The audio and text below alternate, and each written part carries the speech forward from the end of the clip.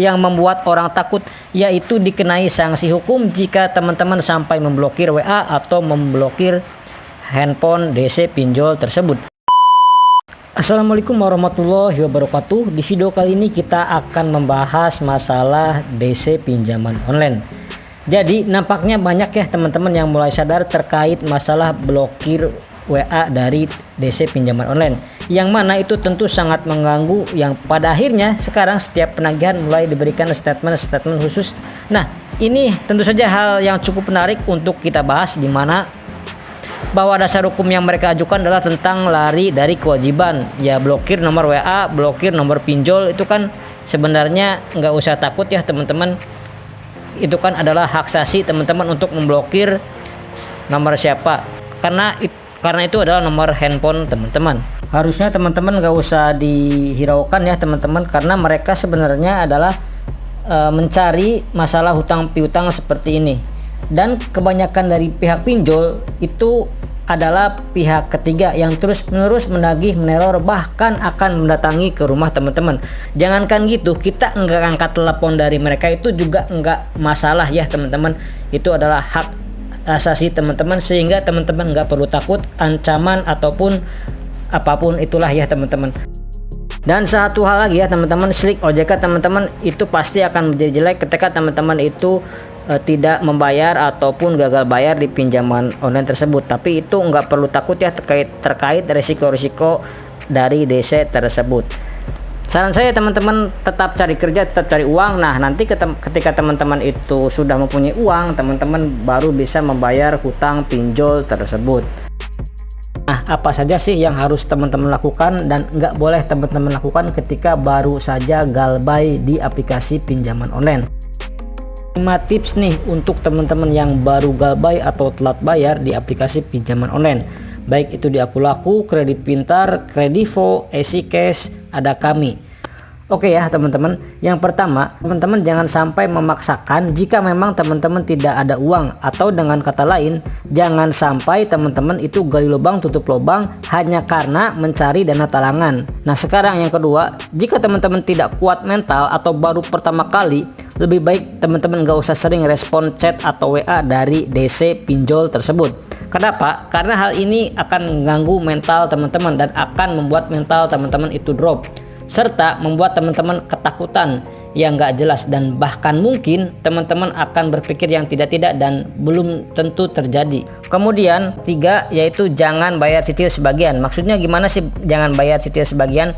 Karena ada sebagian orang yang berpendapat bahwa bayar cicil sebagian itu bisa meringankan beban kita. Tapi kalau saya pribadi enggak ya teman-teman. Kenapa? Karena ketika teman-teman melakukan hal tersebut tapi teman-teman enggak tahu bisa bayar uang teman-teman itu kapan, jadi terkesan sia-sia ya teman-teman. Udah dendanya juga kena, kemudian bunganya juga kena ya teman-teman. Kecuali memang teman-teman telatnya itu cuma 1 bulan aja, bulan depan itu teman-teman bisa bayar pinjaman sampai lunas, itu ya nggak apa-apa sih ya teman-teman. Nah, yang keempat nih ya teman-teman, yang mungkin paling penting, teman-teman pastikan siapkan mental, karena bunga teman-teman itu akan berjalan ya mentok-mentok di 100%. Contohnya teman-teman meminjam sepertinya itu 5 juta, maka teman-teman maksimal itu mendapatkan denda dan bunga sebesar 10 juta ya teman-teman. Atau dengan kata lain, hutang teman-teman itu menjadi 2 kali lipat. Yang kelima, yang terakhir, itu nanti teman-teman bisa negosiasikan. Apabila teman-teman cukup lama untuk gagal bayarnya, teman-teman negosiasikan bahwasannya teman-teman bisa enggak untuk membayar pokoknya saja. Nah, ini kan enggak mudah juga ya teman-teman. Ini memang memerlukan proses dan perjalanan panjang. Jadi seperti itu ya teman-teman. Nah, data busuk pinjol, data pinjaman online teman-teman ataupun data tunggakan teman-teman di tahun 2023 ini katanya bisa dihapus dan teman-teman akan otomatis lunas. Nah, ketika ada seseorang oknum yang ingin mengambil keuntungan dari para orang-orang yang gagal bayar dan telat bayar seperti ini, maka dia akan memanfaatkan momen-momen seperti ini teman-teman, dengan menjadikan sebagai ya sebuah bisnis di mana kata-katanya dia bisa itu menghapus semua data pinjol, mungkin dari pinjaman online Akulaku, Kredit Pintar, Kredivo, dan lain sebagainya. Jadi hutangnya itu otomatis lunas dengan membayar tagihan ya teman-teman, sebesar kurang lebih sekitar yang saya dapatkan informasi sebesar 250.000 ya teman-teman. Nah kalau menurut saya pribadi ini 1000% nggak mungkin ya teman-teman. Kenapa ya? Bisa jadi kan ini cuman modus penipuan aja teman-teman.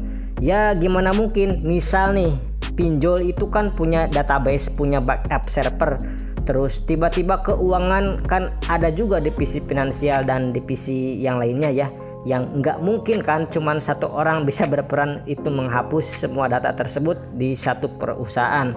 Itu nggak sesimpel itu ya teman-teman, dan nggak sesimpel yang teman-teman bayangkan. Nah orang ini katanya mungkin IT-nya ya teman-teman yang bisa menghapus data.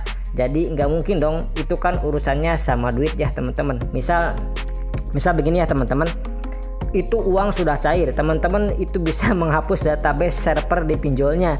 Itu apakah bisa menghapus rekening koran ataupun ya istilahnya catatan historis mutasi dari rekening perusahaan? Itu kan nggak mungkin teman-teman. Jadi kebanyakan orang-orang seperti ini itu adalah orang-orang yang memang sengaja dimanfaatkan kepanikan, memberikan penawaran solusi yang katanya itu benar-benar menjadi sebuah solusi banget. Ya ujung-ujungnya teman-teman itu adalah penipuan. Jadi untuk teman-teman yang mendengar informasi seperti ini harus berhati-hati ketika mendapatkan tawaran hapus data pinjol seperti ini.